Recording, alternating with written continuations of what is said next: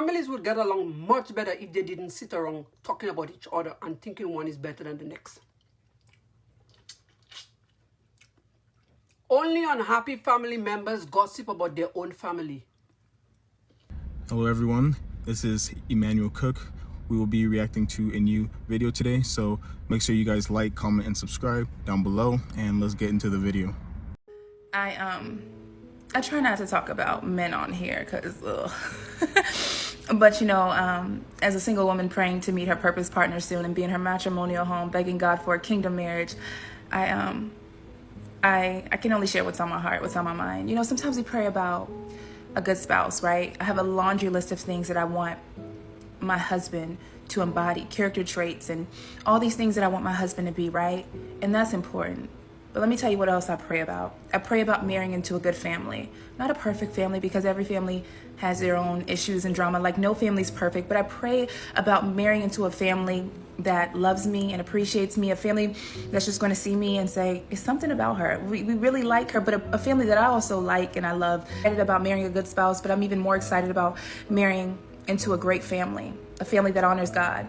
A family that is rooted in the things of God and wants to be about his ministry and his purpose. And amen.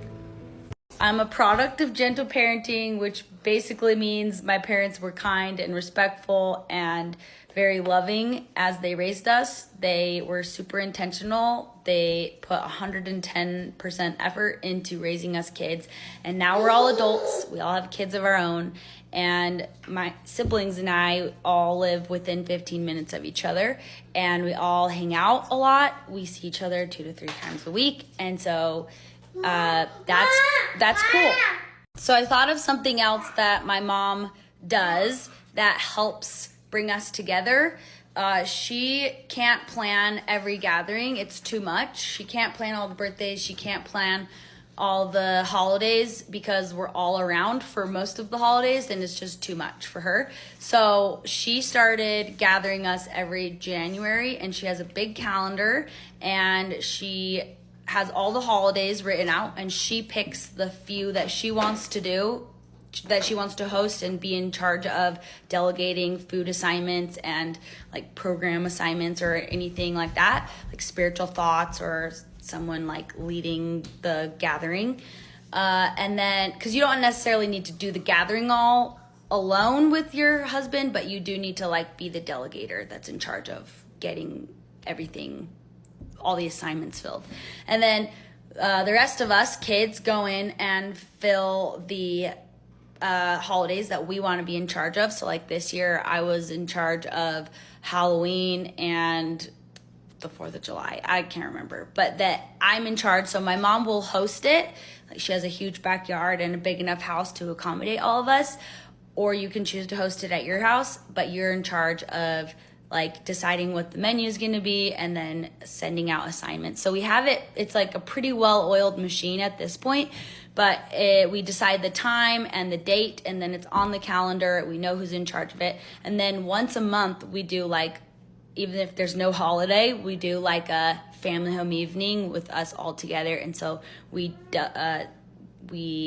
split up those assignments for the 12 months. Like, I'm in charge of 2 FHEs for the year, and it's like a spiritual thought or what we're studying in the scriptures, and then it's kind of a discussion for all of my siblings, and then our kids, and obviously my mom and dad. So that is something they do that brings us together a lot. And all of the holidays and those FHEs don't even include the birthday parties for all of our kids and all of us, and the big Peruvian party we have. It's a lot of gathering, a lot of parties, a lot of helping each other, a lot of food assignments that you bring. It's just like a tribe that we're all contributing to, with the purpose of coming together and celebrating all of these things together as a group.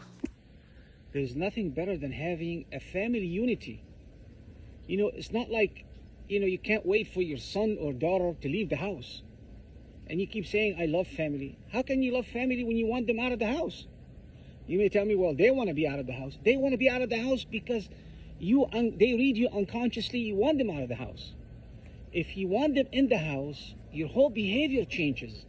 where they don't want to leave the house. They can date, they can go out, they can seek jobs, and they want to be home. That's what family unit is. Unless they go for a job that is long distance, but their goal is to come back, either live by you or lives with you. And that's what family unity is all about. There's nothing more beautiful than family unity. Nothing. Because you will help each other with rent, you will help each other with expenses, especially when life is becoming more and more harder to live, and earn a living or make ends meet. When you are together, you help each other. And plus, if someone gets sick, you see all of them, they come together and all that. There's going to be some drama, but it's better than living alone, living with your own thoughts. Because when you're living with your own thoughts, negative thoughts creep up, and then you start getting depressed.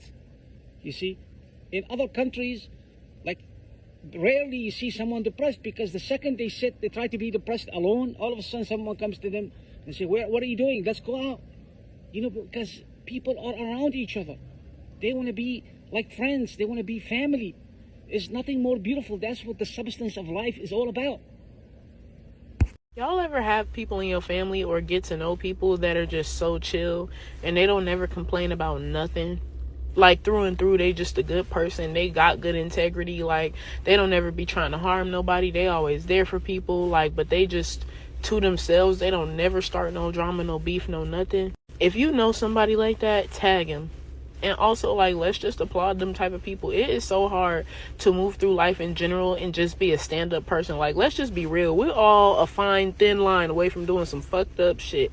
For real. When you look at how the world is going, sometimes it just make you, you know what I'm saying, want to do some things. Because it's like, damn, what the fuck is going on around here? But for those people who really do just be pressing on and they spread positivity and they just good and they stay to themselves, they mind their business, but they just good people, and they just good people. Never got nothing bad to say. Get them some love. Get them a gift. Do something for them. Because them people they're a blessing. For real. So I'm out here in Montana. I'm visiting my daughter, who is 25 years old, almost 26. And this video is directed at women who had kids and were far away from family. And because I read a lot of this about how women feel lonely and all this. And I experienced postpartum depression, but that could also be part of my bipolar disorder, whatever. But I will tell you this. We were not meant to have children alone. The nuclear family has failed us, okay? Like, we're supposed to have support. You're supposed to be near your family. Your mom's supposed to come over, and your aunties and your cousins and all of that. That should be happening when you're having a baby. I think right now, especially a lot of moms, they feel pressure to be like perfect. They want to have, home-baked goods and the kids can only eat organic food, and they have to sleep at this time and they have to get up at this time, and they don't want to, all these women are talking about how they don't trust their friends to have sleepovers. So I'm like, so why are these people your friends if you can't trust them to take care of your kids? Like, we're supposed to take care of children as a community. And I was really, really lucky when my kid was little. I had two girlfriends who had 3 daughters between them. And so my daughter fits somewhere in there. So there was 4 girls, 3 moms. And there was a time when one of us would go pick up the 4 girls on a Monday. Another one would pick them up on a Tuesday. Another one picked them up on a Wednesday. We would feed them and bathe them. They would all bathe in the same bathtub. They became like sisters, right? And it's funny because there's 2 black kids and 2 white kids, and they just hung out. Like, we didn't care about any of that. It was just a way of supporting each other because we were women who were, working and then rushing to daycare and not making it and being like, oh my God, I have to do $1 a minute after their kids late or whatever. Like, we need community to raise children. So I'm going to tell you, any of you women who are planning on parenthood or who are in parenting right now, find your community. There are women out there who are going through the same thing as you are. And if you share the load, it's just a whole lot easier to be a good mom and be the kind of mom you want to be if you have support. And I don't mean support from your partner, but I'm just meaning community support. I don't know how I would have got through some of my issues with mental health if it were not for moms who stepped up for me. I remember one weekend I sent out an email and I was like, I just need somebody to take my kid for one night. and I sent it out to 4 or 5 moms, and 3 of those moms stepped up and they took my kid Friday, another one took her Saturday, another one took her Sunday. My kid, of course, she don't miss me. She's having her play date with her friends. She's thinking this is the bomb, and I could recover. I could just get over my depression. I could just get my shit together. I just could figure out solutions to having this whole parenting situation. So I'm not saying that women should not have kids if they're far away from family and friends. I'm just saying that while you're thinking about it and while you're planning for it, just think about, where are you going to get support? Who are you going to call on? Like, it doesn't have to be blood family, right? It can be family by choice. And I'm just going to tell you, there are some women out there, y'all know who you are, who, if it was not for you, I don't know how I'd be a mom.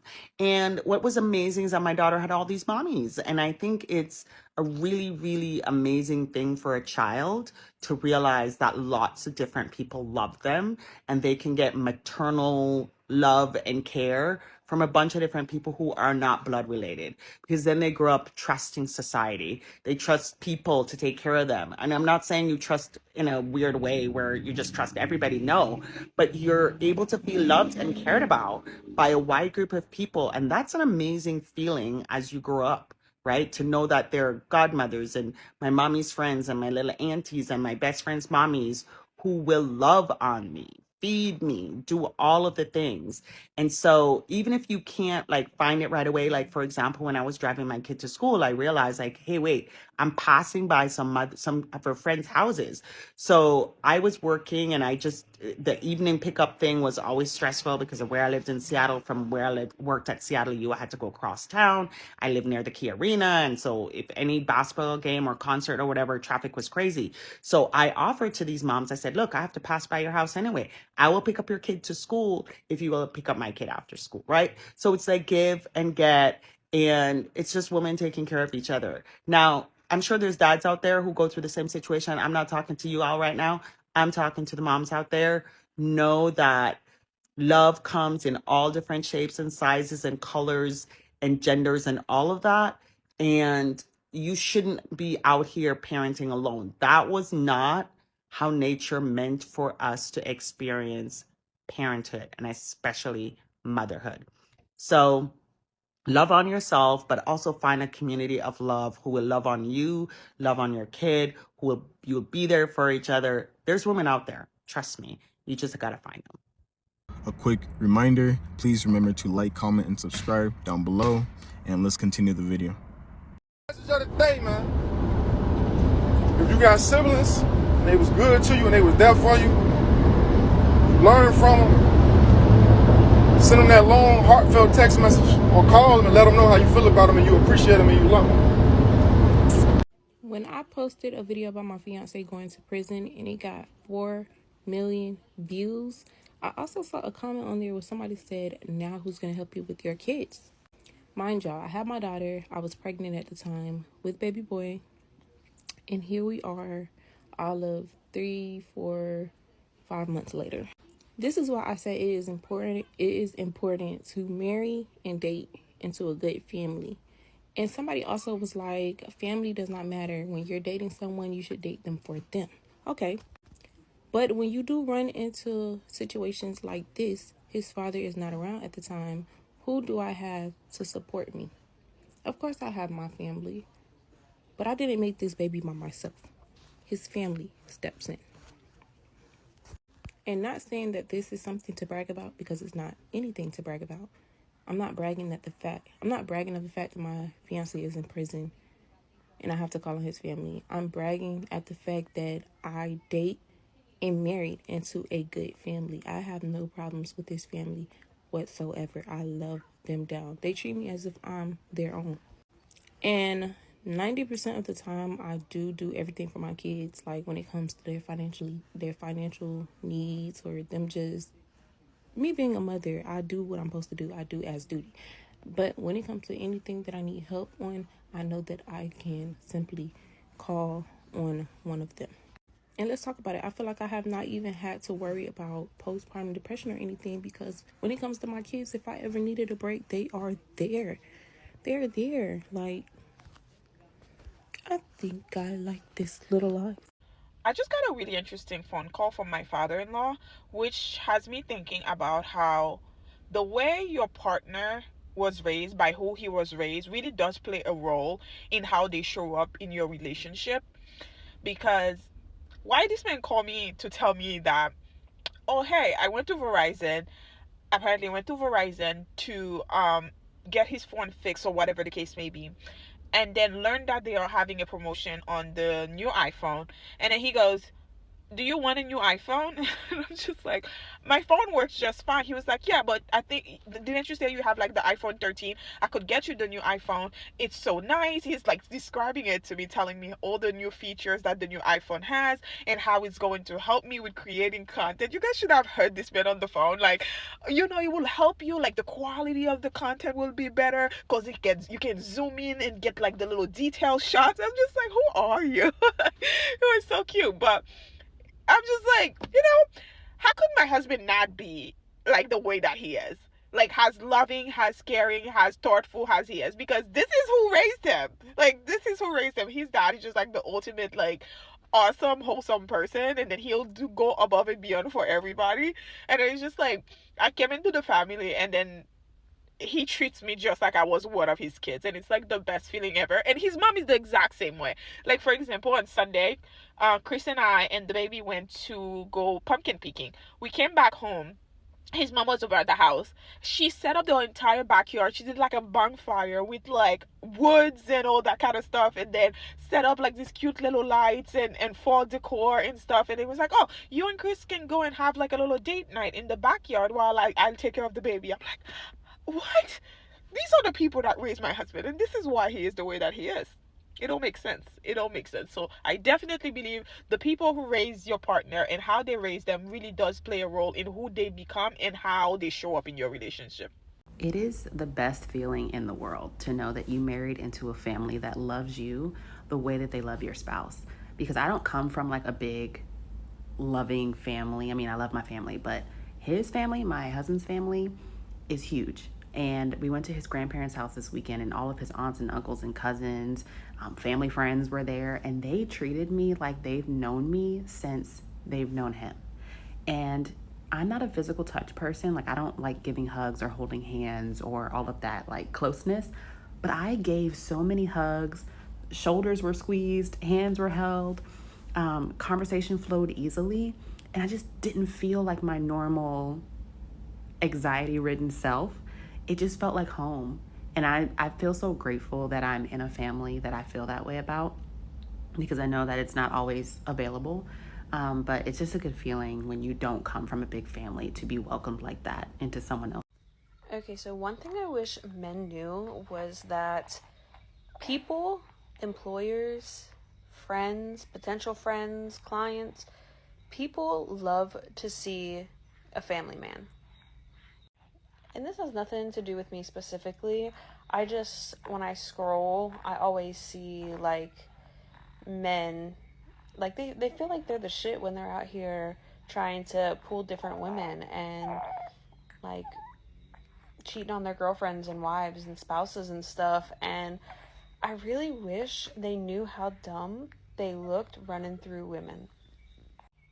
If you look at the social media pages of family men or men who have kids and wives, and they post about them and they're actively like engaged with their spouses and their children and go into football games and cheerleading competitions and stuff like that, just the tone of the people who comment on those pictures, who like those pictures, who engage, they're happy for the family unit. Because we don't see too many family units anymore. And then you have the dudes who are running through women, don't have a stable environment for their children or whatever. And if you look at their engagements and their comments, it's all a bunch of other goofy ass dudes who don't have anything together, just like they don't. I just wish that men would understand how important they are in the household and how important it is for them to mature even slightly to raise our children for the next, raise up the next generation.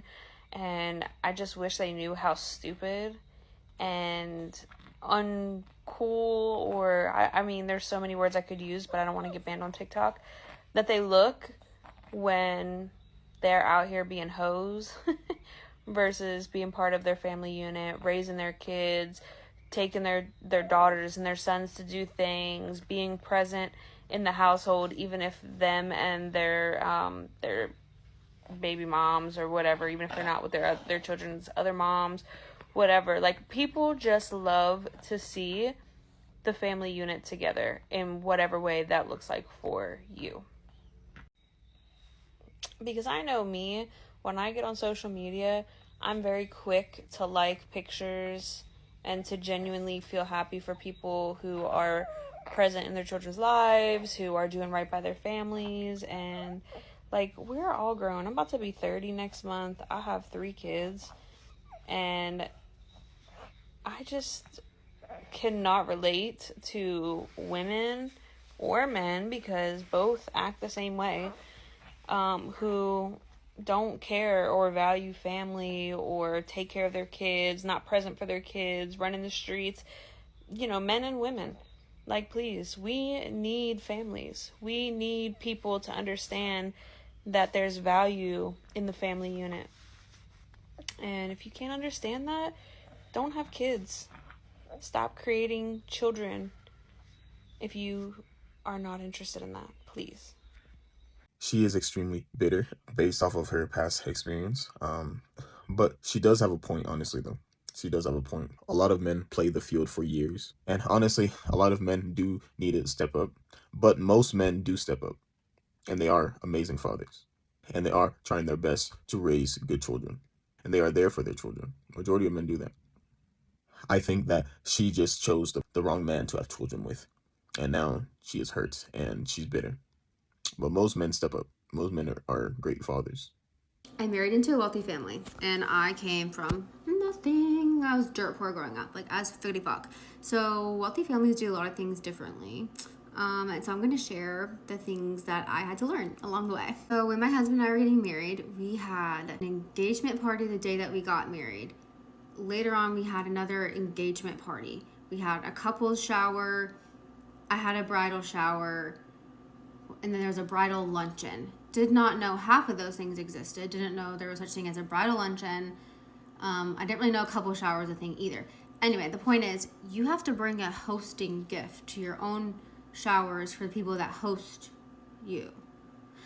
And like, I don't know if that's just common sense. Probably. But I'd never really been to anything like that. And so, I mean, I thought like writing like a heartfelt letter, like thanking the person who's hosting it, was like what you would do. That just seemed normal to me. But yeah, apparently to bring hosting gifts. I didn't know that. Thankfully, my mother-in-law probably like knew that I like didn't know that. And she just brought the gift for me to give to the host. So yeah. A staple meal in my childhood was Kraft macaroni and cheese mixed in with cut up hot dog. My husband had never had that up until a few weeks ago when I made it for him and I made him try it. Did he like it? No, he thought it was absolutely disgusting. Also, my husband has had boxed mashed potatoes exactly one time in his whole entire lifetime, and he refused to eat them after the first bite. This was a big one for me. Paper towels. Yeah, we grew up ripping off the rectangle, ripping that in half, and you would use as little of the paper towel as you possibly could, and then you would let it sit out and dry if you like just wiped up like water or something like that. Let it sit out and dry and then reuse it, and so you couldn't use it anymore. My husband will take off like 3 rectangles to clean up some water, and then he tosses it. I'm like, take that out of the garbage, lay it out flat, let it dry. You're being wasteful. Also, they eat prime rib on Christmas. The first time I came over for Christmas, I didn't even know what prime rib was.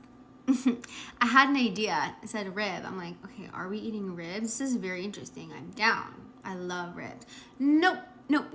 It's not ribs. I was like, this is like way out of my tax bracket. Like, where am I? I have more, but this is getting kind of long, so. One of the best ways to raise strong children and a strong family is to regularly eat together. Sharing meals together as a family sets a powerful and important tone and develops an essential culture for the family unit. Research suggests that eating together usually promotes healthier eating, better communication and connection, and even develops better social skills. Children who eat dinner with their families may also be more emotionally stable and less likely to do drugs and alcohol. That's because positive family engagement is essential to positive character development. And one of the most positive ways to engage with family is over food. So let's make eating together an everyday thing and not just a special occasion thing. Something that I, as a black person and black man, becoming a black adult officially, am focusing very heavily on is staying away from gossip. You know, as a kid, the family drama, the real grown-ups issues that all of the parents and your mom and aunties and so on will all discuss that they say you're too young for. At a certain age, you stop being too young for it, and that information is available should you decide to ask for it, access it, and just ask about it, period. And unfortunately, it seems like, and I can't speak for any other cultures because I only know what it's like to be black, we as black people have an affinity and an attraction towards gossip. We can sit around and talk about the problems of our family, of what's going on with the world, on the news, and it becomes a very toxic and negative cycle that keeps us in a specific mind frame and frequency and level as a people in general and as a whole. And something that I try to do, whether it's with my friends, with my family, I try to be the person that always brings up the positive topics, that always tries to bring up the topics, or if I'm not bringing it up a positive topic, I at least don't want to engage with the bullshit, basically. And I say all this to not say that I am better than anybody or that I am better than anything in particular. I am doing this as an example and as hopefully an inspiration to help us go from speaking about low-level, unimportant bullshit to us speaking about more productive topics like money, finances, health, how to improve our family, what we're going to do that are good. What things we're going to do that are good. I want us to get away from the constant and endless cycle of gossip, of drama, of negativity, of reality TV shows, of Super Bowl halftime shows. Like, in order for us to grow as a community and as a class and as a demographic of people, we have to change our conversations. And to change our conversation, we have to change the things that we focus on. The music, the TV, the media that we consume, the media that we share with each other, it all has to change. But I think that it is very important that we start in our own households. And I don't want to hear about the crazy uncle or auntie that we have in the family no more. Like, I don't want to hear about it. I don't want to hear about what's on the news. I don't want to hear about what the government's doing. I care about us. And I think that if all of us take care of our own family, we take care of our family, and we carry that attitude out onto the world, it will make us better. It will make us better. Stopping gossip will stop so much. And stopping gossip would also start so much in a positive direction. So, stay away from the gossip. Start the conversations that are productive, that are healthy, and that are beneficial to us as a family and as a community. That's it. See y'all later. Out. You know, a luxury that I think that the people who have it either take for granted or don't realize it's a luxury is thriving in healthy adult sibling relationships. I always get so, I don't even know the word, so impressed, so confused when I see thriving adult sibling relationships. And I just want to know, for people who do experience it, especially if you come from a family with at least 3 siblings or more, what did your parents do? What? How do y'all get to adulthood and navigate life transitions, maybe even distance, and still maintain that super strong, healthy connection? Inquiring minds would like to know. I want to touch on the subject of familismo and how this is a cultural value for many Hispanic and Latino families that is very powerful, right? It's very honorable, but at the same time, it can cause problems later on in life or in adolescence when people want to start to find their own path, carve out their own time for their own well-being. And this is going to connect with a lot of immigrant families or people who have came here to the United States with hopes and dreams, right? Familismo is what keeps us strong, keeps us connected, keeps us hopeful, right? Because we have that love, that attention, that strong family ties with those around us, right? We are very connected, and it shows in how we treat our elders, right? We are very respectful a lot of the times, and we take care of them even into old age, no matter what the cost is, the expense, the cost of our own I guess privacy or our own households, right? We still have them there with us no matter what for a lot of us.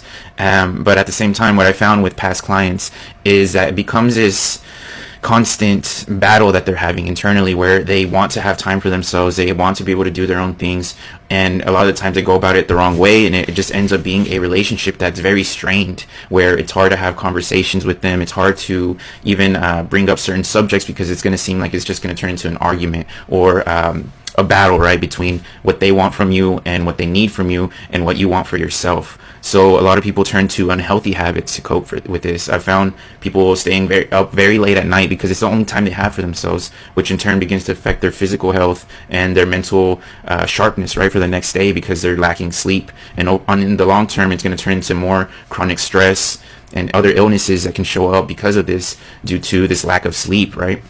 And it can turn into a multitude of other unhealthy habits, whether it's an addiction, drugs, or alcohol, as that's the only way that they seem to be able to carve time for themselves or enjoy that little time that they have for themselves.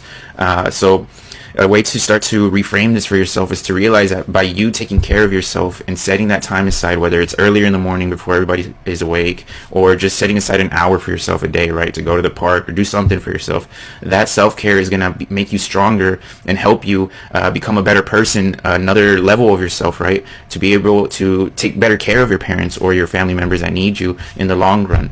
And they may not understand that in the moment. They may feel that you're shunning them or cutting them out, but in the long run, they'll be happy that you turned into this better version of yourself as opposed to someone that's resentful and angry and constantly arguing with them all the time. It'll feel like they're seeing you grow into who you're meant to be, right? Because you're setting that time for yourself. You're growing, you're learning, you're hopefully doing positive things with that time that you give yourself, right? Whether that's speaking to somebody else if you need help with something, right? Or if it's something simple as exercise 1 hour a day or whatever it may be, something that you know you need to be doing for yourself.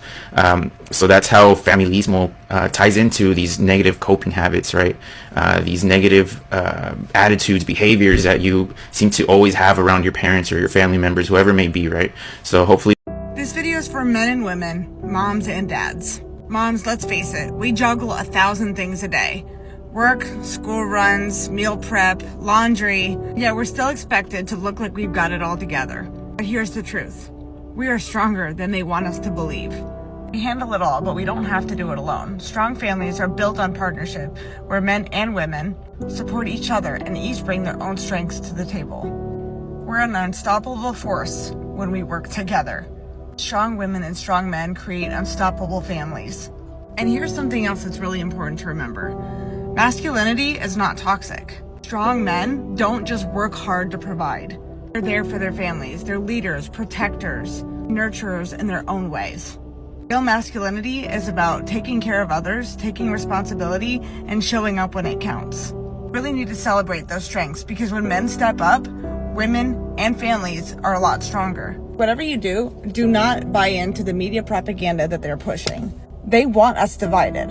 The media propaganda machine wants you to think that you have to choose sides, that men and women, strong men and women, can't be partners. But that is a lie. It's just a lie. We've been doing this for centuries. Share this with a mom or dad who you think needs to hear this. We are stronger together. We can all do this. You're fabulous. You, men and women that are giving everything, all your energy and your love and your time and your protection, men, everything you do for your families, women, everything you do for your families, all the cooking, the cleaning, the almost impossible list of stuff that we have to do every day. You are fabulous. Give yourself some credit. Men, give your wife credit. Wives, give your husbands credit. Love each other. And just know that we are all in this together. And you're amazing and fabulous. So share and repost if you find that this resonates with you, or share it with somebody that you think needs to hear it. Have a great weekend. Bye. I appreciate you guys watching the video today. Please make sure to like, comment, and subscribe down below, and I'll see you guys in the next video.